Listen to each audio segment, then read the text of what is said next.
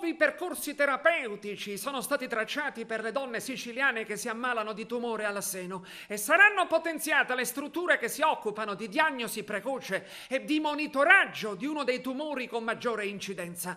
Si tratta del percorso diagnostico terapeutico assistenziale per la diagnosi e la cura del tumore al seno, che istituisce un modello condiviso per il trattamento di tale tipo di neoplasia, dalla prevenzione alle terapie, alle cure palliative, che saranno così omogenee su tutto il territorio nazionale.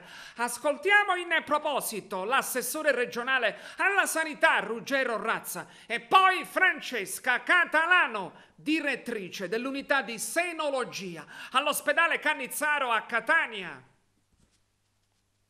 L'importanza di un nuovo protocollo diagnostico terapeutico, di un percorso, nasce dal fatto che bisogna riuscire ad attrezzarsi in maniera sempre più integrata tra specialità diverse.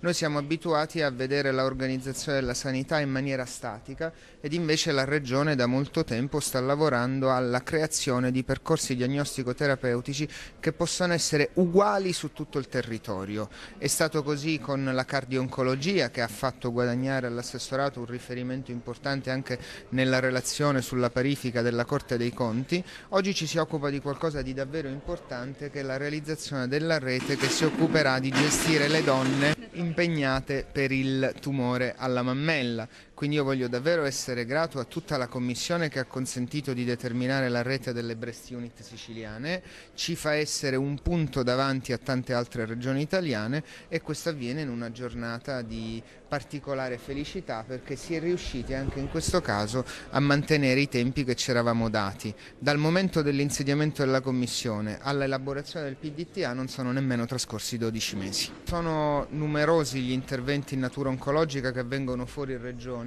però devo dire che sono molti di meno di quelli lì che si immagina. Abbiamo la percezione, la sensazione, anche per una certa narrazione, che ci sia una migrazione enorme sulla chirurgia oncologica. C'è un dato che si attesta attorno all'8-9% degli interventi, il che vuol dire anche che il 90% delle prestazioni vengono rese in Sicilia. Dobbiamo fare di più, però dobbiamo anche riconoscere, e la presentazione del PDTA di oggi lo dimostra, che esistono professionalità importanti nel territorio della regione e queste professionalità meritano di essere ben organizzate e ben gestite. Fondamentale il protocollo che presentiamo oggi all'assessore Razza e lo consegniamo in maniera ufficiale.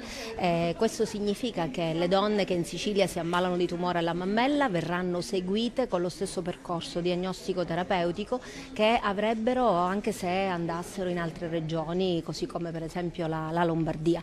Un percorso quindi uguale trattamento, sia che la donna si cura a Palermo, sia se la donna viene curata a Catania. Quindi un percorso snello che consente di fare diagnosi precoce, trattamento adeguato, quindi anche una chirurgia d'eccellenza, così come anche i trattamenti chemioterapici. È stata istituita una rete oncologica di senologia che evidenzia dei centri cosiddetti hub d'eccellenza in tutto il territorio siciliano. Abbiamo individuato quindi sia centri di eccellenza, ma abbiamo anche mandato una checklist a tutte le strutture che fanno senologia, quindi mi riferisco anche agli ambulatori di diagnostica per mammografia o altro. Stiamo raccogliendo i dati e successivamente verranno identificati i cosiddetti centri SPOC.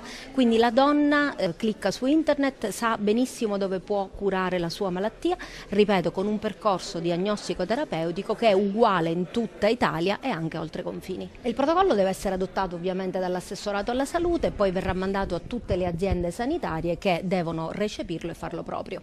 Chiaramente l'attività di senologia deve essere fatta nei centri di riferimento che sono stati identificati dall'assessorato alla salute della nostra regione.